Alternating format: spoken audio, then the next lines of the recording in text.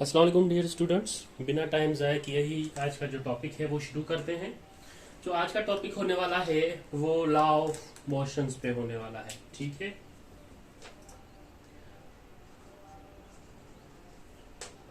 Law of motion.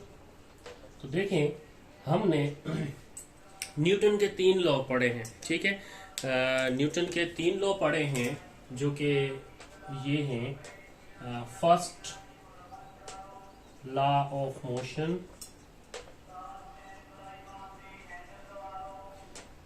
Second पे पढ़ा है हमने second law of motion, third पे हमने पढ़ा है थर्ड लॉ ऑफ मोशन। देखिए, न्यूटन ने ये 3 ही लॉ दिए थे और ये 3 ही लॉ हम पढ़ते हैं।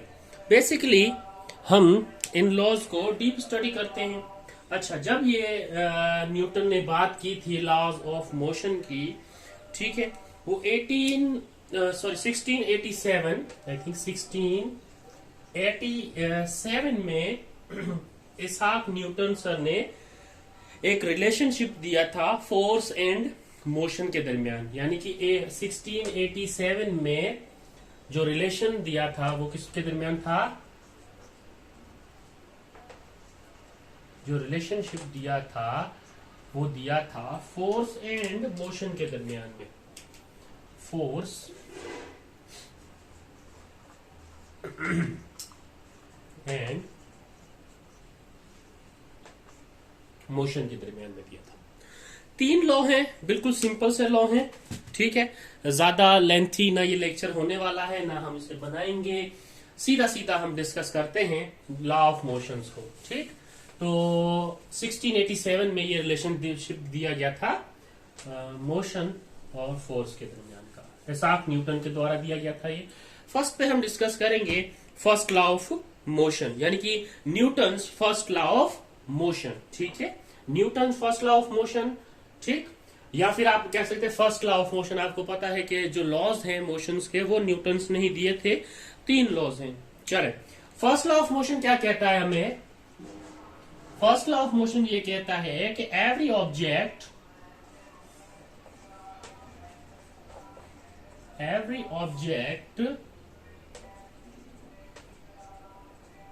continues its state of rest or state of uniform motion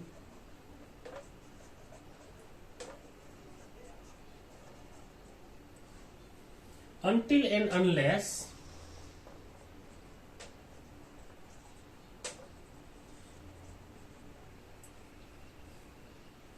ठीक है, until and unless an external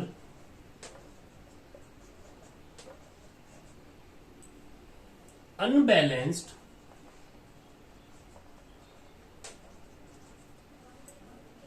force act on it।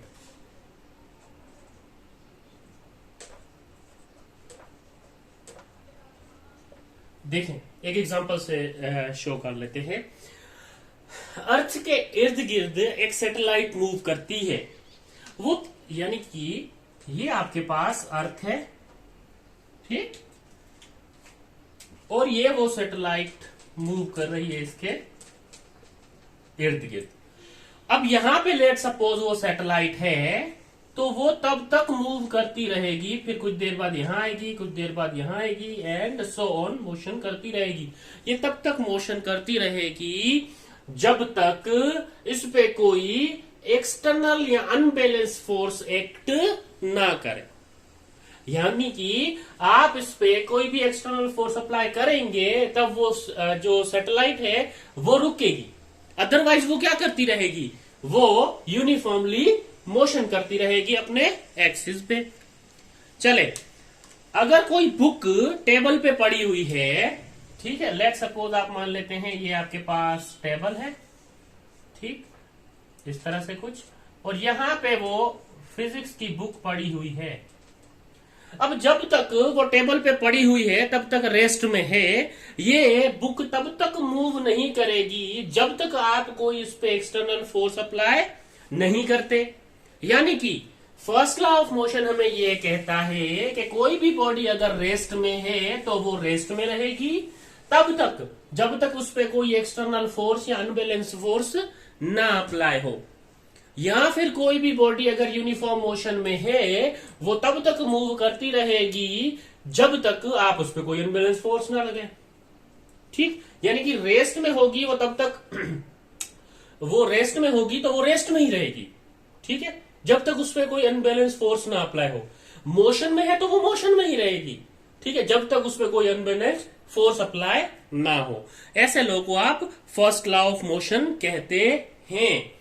देखें, आप रेस में भाग रहे हैं। ठीक है, आप क्या कर रहे हैं, रेस में भाग रहे हैं और ये आपका फिनिशिंग लाइन है। तो जब आप इसको क्रॉस करते हैं तब आप अपने पांव को रोक नहीं सकते। ठीक है, एकदम से थोड़ी आप ब्रेक लगा लेते हो। आप फिर क्या करते हैं, आप अपने पांव से अपने आप को रोकने की कोशिश करते हो, एक फोर्स लगाते हो। लेकिन आपकी बॉडी क्या कह रही है, आपकी बॉडी कह रही है कि मैं जिस पोजीशन में हूं मैं उसी पोजीशन में रहूं। यानी कि मैं अगर मूव कर रहा हूं तो मैं मूविंग करता रहूं। इस वजह से हम जब अपने पांव से अपने आप को रोकने की कोशिश करते हैं, जब फिनिशिंग लाइन पे पहुंचते हैं तब हम एकदम से खुद को रोकते नहीं हैं। पहले हम स्लो होते हैं, उसके बाद फिर हम रुक जाते हैं। इसका ये मतलब हुआ कि इनर्शिया को भी first law of motion act कर रहा है या फिर वाजे कर रहा है कि फर्स्ट लॉ ऑफ मोशन को आप लॉ ऑफ इनर्शिया भी कह सकते हैं। ठीक है, क्यों, क्योंकि स्टेट की बात आ रही है ना। लॉ ऑफ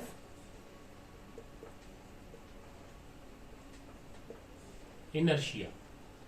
ठीक है, लॉ ऑफ इनर्शिया भी कहा जाता है किसको, फर्स्ट लॉ ऑफ मोशन को। क्यों, क्योंकि आपकी बॉडी चाह रही होती है अगर आप रेस्ट में हैं तो वो रेस्ट में ही रहे, मूव कर रही है तो मूव करते रहे। जैसे कि मैंने एक आपको रनिंग का एग्जांपल देके यहाँ पे बताया है।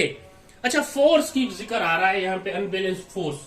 ठीक है, तो यहाँ पे मैं एक चीज एक्सप्लेन करना चाहूंगा, टर्म इज फोर्स। ठीक है, फोर्स होता क्या है, ये एक एजेंट होता है जो क्या करता है, स्टेट की पोजीशन जो है उसको चेंज करने में मदद करता है। फॉर एग्जांपल, रेस्ट में है आपने फोर्स लगाया, मोशन में आ गया। मोशन में है आपने फोर्स लगाया, स्टॉप हो गया, स्टेट चेंज हो गई उसकी। तो इसको डिफाइन कैसे करते हैं, it is an agent that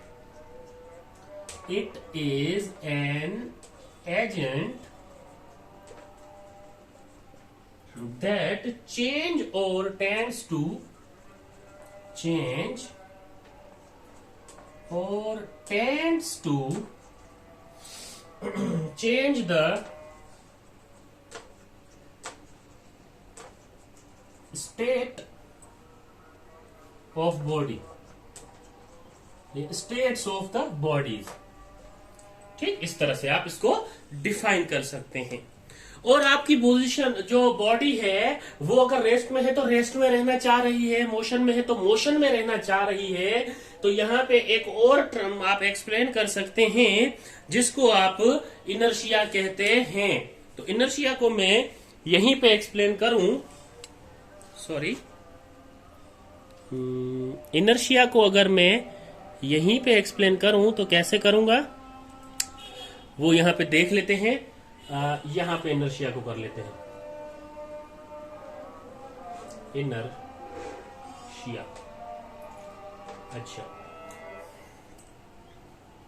inertia को डिफाइन करने के लिए आप कहते हैं, क्या कहते हैं, it is the property of,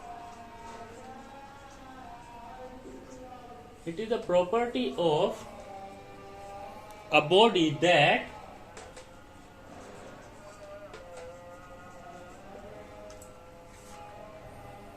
maintains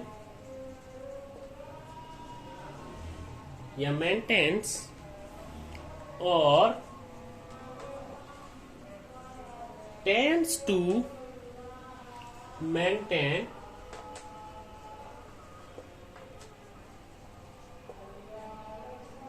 the state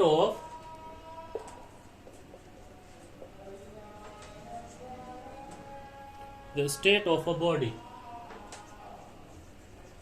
ये कोशिश करती है कि जिस पोजीशन में वो रहे उसी पोजीशन में रहे। मूव कर रही है तो मूव करती रहे, रेस्ट में हो तो रेस्ट में रहे। इसको आप इनर्शिया कहते हैं। और इसी वजह से फर्स्ट लॉ ऑफ मोशन को आप लॉ ऑफ इनर्शिया भी कह सकते हैं।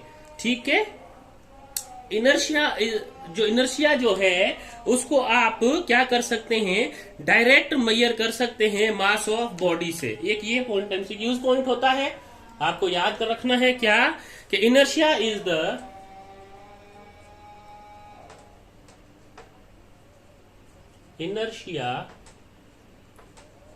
The direct measure of the mass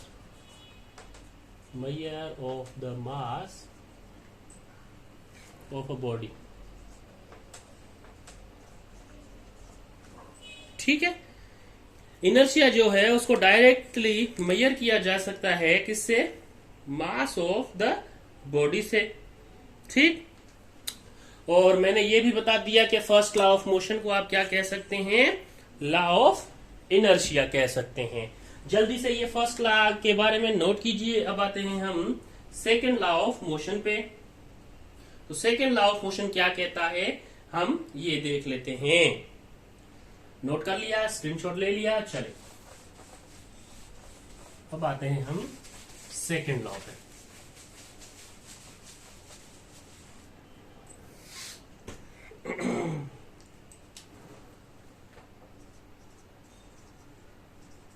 second law of motion यानी कि Newton second law of motion. अब Newton second law of motion लिखें तो होता क्या है, इसको डिफाइन करने के लिए हम ये कह रहे होते हैं क्या कि आपके पास जो एक्सेलरेशन है वो डायरेक्टली अप्लाई हो रही होती है फोर्स के साथ।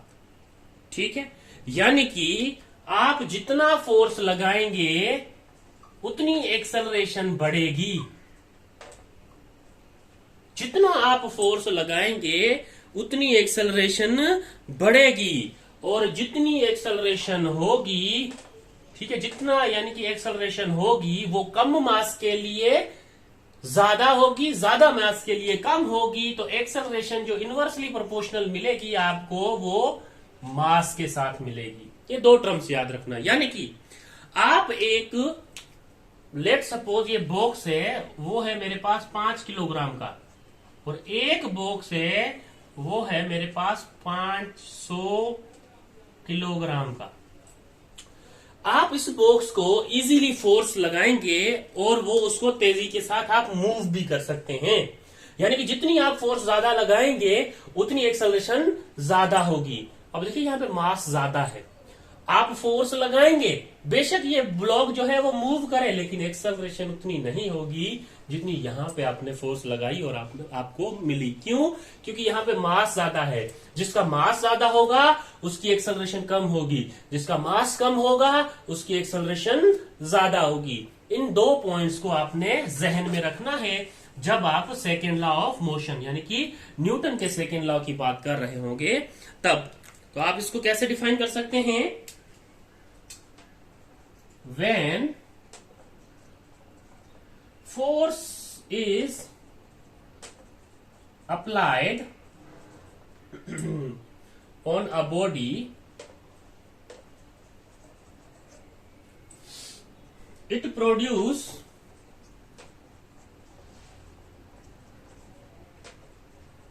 the acceleration in the direction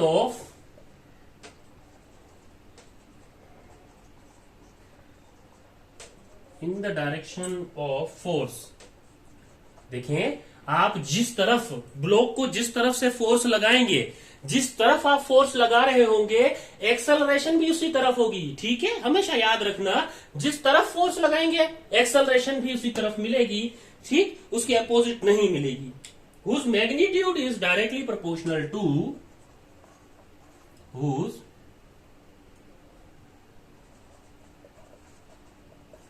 magnitude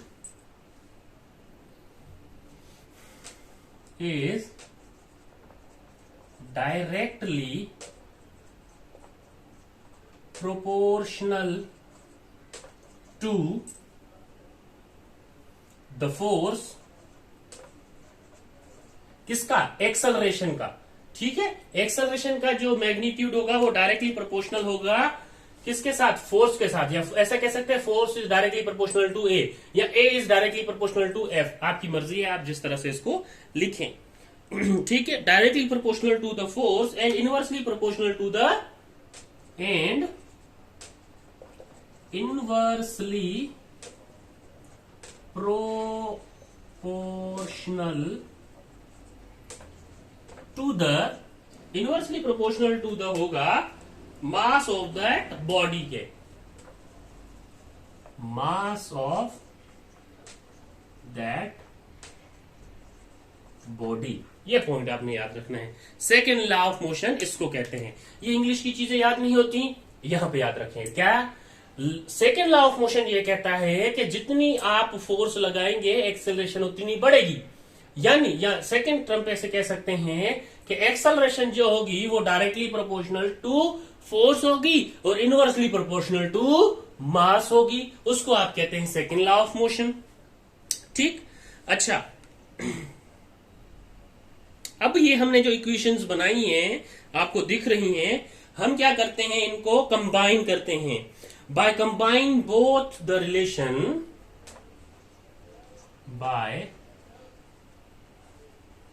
by combining the both equation या relation we get, तो हमें क्या मिलेगा हम ये देख लेते हैं। देखिए, इसको आप ऐसे भी लिख सकते हैं। लेट सपोज आप इसको ऐसे कह रहे हैं ना, f is directly proportional to a. ठीक है, इस तरह से, और a is inversely proportional to a. ठीक, अब इसको आप ऐसे भी लिख सकते थे, a is directly proportional to f या f is directly proportional to a, बात सेम होती। अच्छा, मैं यहां पे ये वाला रिलेशन यूज कर लेता हूं। क्यों?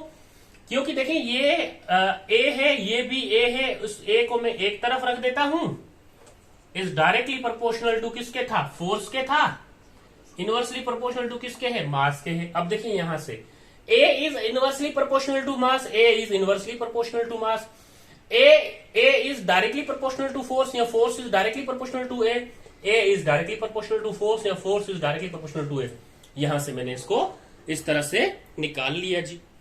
अब कोई भी कांस्टेंट होता है, ठीक है, लेट सपोज कोई भी कांस्टेंट होता है, वो यहां पे एज अ कांस्टेंट मास आप कैलकुलेट कर रहे होते हैं, या मास को एज अ कांस्टेंट आप पुट कर रहे होते हैं। किसमें? फोर्स में। F इजिकल्स टू एम में जो फॉर्मूला होता है, न्यूटन ने जो सेकेंड लॉ का फॉर्मूला दिया था, उसमें जो m जो है वो एज अ कांस्टेंट आप यूज कर रहे होते हैं।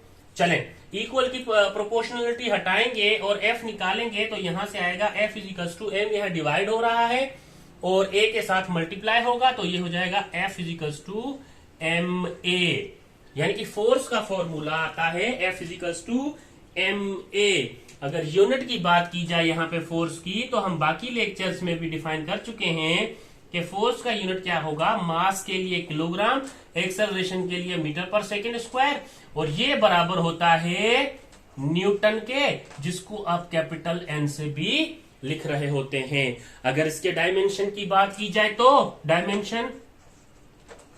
Dimension of force is M L T inverse two, या फिर आप इसको लिख रहे होते हैं M L over T square. ठीक, हम ये डायरेक्शन वाला चैप्टर जो भी टॉपिक है वो हम पहले ही कर चुके हैं। या फिर आप फोर्स को कैसे डिफाइन कर सकते हैं? फोर्स को ये कह सकते हैं, the product of mass and acceleration is called force. ये क्या है? ये क्या है? The product of mass and acceleration is called force. जो प्रोडक्ट है मास और एक्सेलरेशन का, उसको आप क्या कह रहे हैं जी? फोर्स कह रहे हैं। चलें अब आते हैं हम थर्ड लॉ पे, और लॉ ऑफ मोशन का लास्ट लॉ है ये। सेकेंड लॉ पूछे आपसे तो आप कहेंगे एक्सेलरेशन के बढ़ाने से फोर्स बढ़ेगी, और acceleration inversely proportional to mass के होता है, वो हमारे पास सेकेंड लॉ ऑफ मोशन होता है। अब आते हैं न्यूटन के थर्ड लॉ ऑफ मोशन पे। तो थर्ड लॉ क्या है? Third law of motion. अब थर्ड लॉ ऑफ मोशन के लिए आपको क्या करना है, थोड़े से कॉन्सेप्ट यूज करने हैं। जैसे कि आप थर्ड लॉ को डिफाइन करते हैं कुछ इस तरह से कि for every action there is an equal and या इक्वल बट अपोजिट रिएक्शन। आप इस तरह से भी कह रहे होते हैं इसको कि आपके पास फोर्स आप एक लगाते हैं किसी भी बॉडी पे, वो आपको एक अपोजिट रिएक्शन दे, तो आप कहते हैं कि ये न्यूटन का थर्ड लॉ ऑफ मोशन है। ठीक है, न्यूटन का थर्ड लॉ ऑफ मोशन है। ठीक, अच्छा अब देख लेते हैं हम कि इसका एग्जाम्पल कैसे लिया जाए। चले एग्जाम्पल ले लेते हैं। आप स्विमिंग कर रहे हैं, ठीक है, क्या कर रहे हैं? स्विमिंग कर रहे हैं। तो आप अपने हाथों से फोर्स पानी को पीछे की तरफ लगा रहे होते हैं और मूव आगे की तरफ कर रहे होते हैं। चले एक और एग्जाम्पल ले लेते हैं। आप जो है वो वॉक कर रहे हैं, ठीक है। तो जब वॉक कर रहे हैं आप, तब आपके जो पांव हैं वो पीछे की तरफ फोर्स लगा रहे हैं और आपको हेल्प कर रहे हैं आगे की तरफ चलने के लिए। Third law of motion, every action there is an equal but opposite reaction. आप कोई भी बॉल लें, दीवार को मारे, फिर से आपके पास आएगी। क्या किया? एवरी एक्शन का अपोजिट आपको रिएक्शन मिला। ठीक है, तो आप ये भी कह सकते हैं ठीक, यानी कि आप कोई भी एक बॉडी है, ये बॉडी ए कर लें, ठीक है, ए बॉडी, और यहां पे कोई भी बॉडी बी है, ये बी बॉडी। अगर ये एक दूसरे को एक्शन और रिएक्शन करते हैं, तो आप क्या कह सकते हैं कि जिस फोर्स से उसने एक्शन किया होगा, उसी फोर्स के साथ आपको रिएक्शन मिला होगा, लेकिन वो रिएक्शन नेगेटिव रिएक्शन होगा, क्योंकि आपने जिस डायरेक्शन से फेंका वो अपनी अपोज डायरेक्शन दे रहा है, इसलिए माइनस आप एफ लिखते हैं। इस वजह से आप कह रहे होते हैं अपोजिट रिएक्शन। ठीक है, एक और बात बता दूं, क्या है वो बात? यहां से अगर मैंने ये लिखा है कि आप कोई भी बॉडी पे एक एक्शन कर रहे हैं और वो बॉडी आपको रिएक्शन दे रही है, तो आप नेगेटिव साइन यहां पे यूज करते हैं, क्योंकि उसकी डायरेक्शन अपोज हो जाती है। सिंपल आपने करना क्या है, एक दो पॉइंट हैं जो वो याद रखने हैं। वो क्या है? फर्स्ट पॉइंट आपने ये याद रखना है थर्ड लॉ का, कि action is a force external. यहां पे लिख देता हूं, action is a force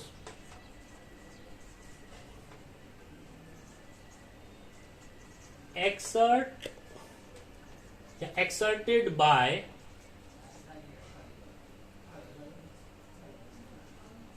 first body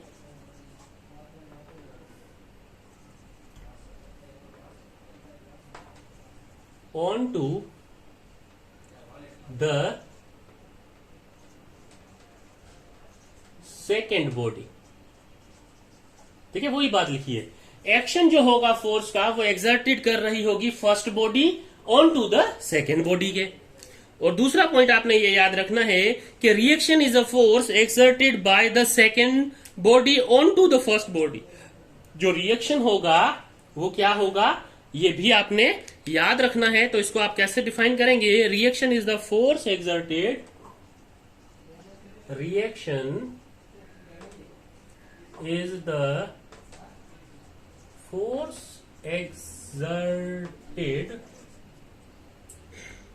by the second body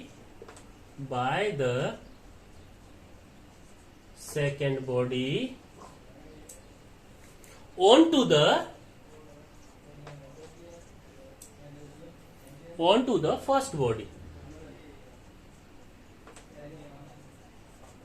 ठीक, ये याद रखना है कि जो आपके पास रिएक्शन होगा, फोर्स एग्जिट कर रहा होगा जो रिएक्शन, वो सेकेंड बॉडी किस पे कर रहा होगा, on to the first body पे। ये दो पॉइंट्स है जहां से एमसीक्यूज बन सकते हैं। नॉर्मली आपसे ये पूछा जाता है कि स्विमिंग जो है वो किस लॉ ऑफ मोशन में आती है, फर्स्ट लॉ, सेकेंड लॉ या थर्ड लॉ। आप वॉक कर रहे हैं वो किस में आता है, और सैटेलाइट्स अर्थ के इर्द गिर्द मूव कर रही हैं वो किस मोशन में आता है। इस तरह के यहां से क्वेश्चन बनते हैं। छोटा सा टॉपिक है, आपने क्या करना है, फिर भी अपने कॉन्सेप्ट बनाने के लिए ये लेक्चर एक बार जरूर देखना है और ट्राई करना है इसको समझने की।